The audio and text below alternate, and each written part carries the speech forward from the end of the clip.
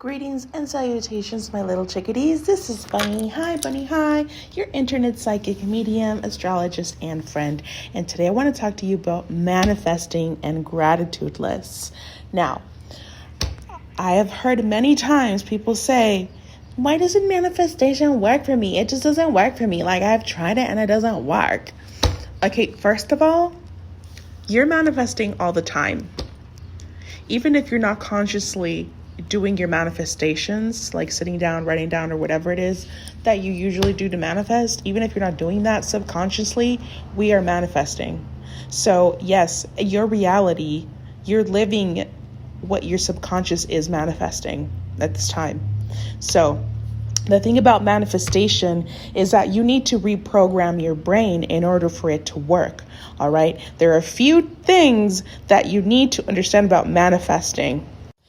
And one of them is reprogramming your brain. Now, this is why you are living your current reality, because you have programmed your brain to think and believe a certain way. So in order to reprogram your brain, what is it that you have to do? You have to be consistent in something. You have to repeatedly do something so that your brain starts to absorb that information and create that reality. All right. So being grateful is one of the most important things in manifesting. Why is it so important? Because when we are grateful, we are raising our vibrations. Okay, when we are in a low frequency, it's really hard for us to manifest things because we're in a depressive mode, or we're just thinking negatively or complaining. Complaining lowers your vibrations. So you don't want to be complaining all the time. Now, how do we stop complaining when things are always sucky? That is a difficult thing to overcome. But what worked for me was definitely meditation. And dude, honestly, no good things come easily at first. All right. The thing is, like, you have to set yourself in a high frequency, high vibration in order to just start manifesting easily. But what worked for me was meditation. And because meditation helps you become aware of your circumstances. It helps you become aware of your reactions, of your emotions, of your thoughts. And when you start to be aware, then you are able to connect your emotions with your mind and detach from circumstances because you are aware of your situation. So yes, you are allowed to feel sad. You are allowed to be angry, but the thing that makes a difference is when you don't attach yourself to those feelings, when you detach from them instead and observe from the outside. And something that you need to be aware of is that when you are in your spiritual awakening, there's always going to be a death. There's spiritual death that you're going to have to go through. And these deaths are going to be constant. But the more you understand this process, this cycle, the quicker you get yourself out of those ruts. What was my point? I forgot. Okay, I remembered. And it was the cycles. Okay, we have to go through cycles. You can't be on the top all of the time, because if you're at the top all the time, there's no growth.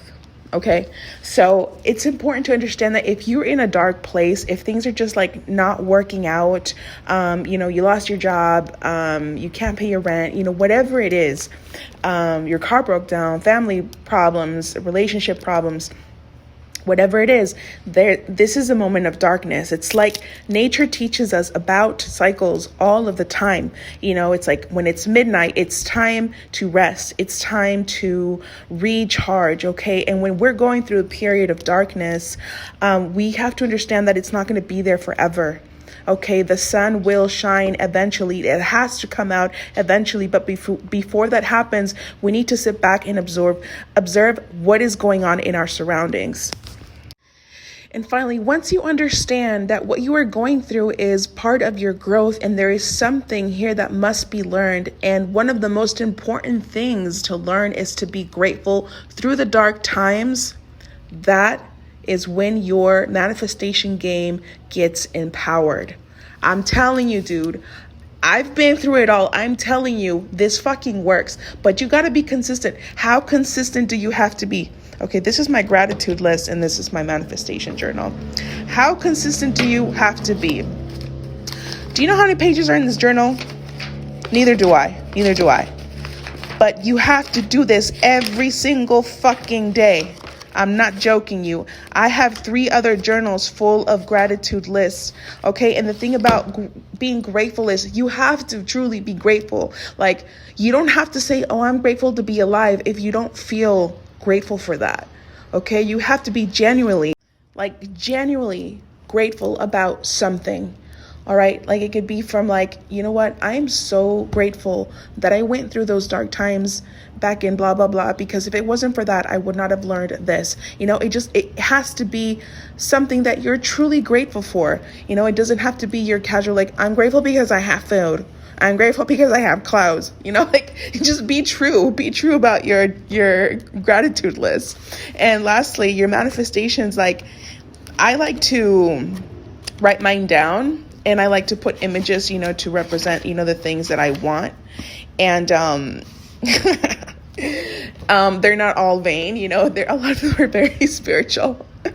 But you know, it's about consistency. It's about being in a place of love through the storm. That's all, dude. Love is everything. That sounds so hippie, but it's true. That's what Jesus taught us. And to finalize, it is important to detach from these things. Once you learn to detach from emotions, it is very easy to detach from the 3D, very easy to detach from material things, from things that you're manifesting. I know that sounds weird to detach from the things that you want, but you got to do it. Because now this is a personal thing for me. I believe that there is a greater power, you know, and that can resonate to you in a different manner. It can be energy, universe, God, whatever have you. But for me, it's God. And I believe that, you know, even though we do have the ability to create our reality, there is also a divine intervention. Okay, there is a divine timing for things. So you just have to trust that the things that are going to be for you, they will be. And if they're not, there's something else better for you. And that is something that you got to understand. But anyway, that's it. I hope you learned something today.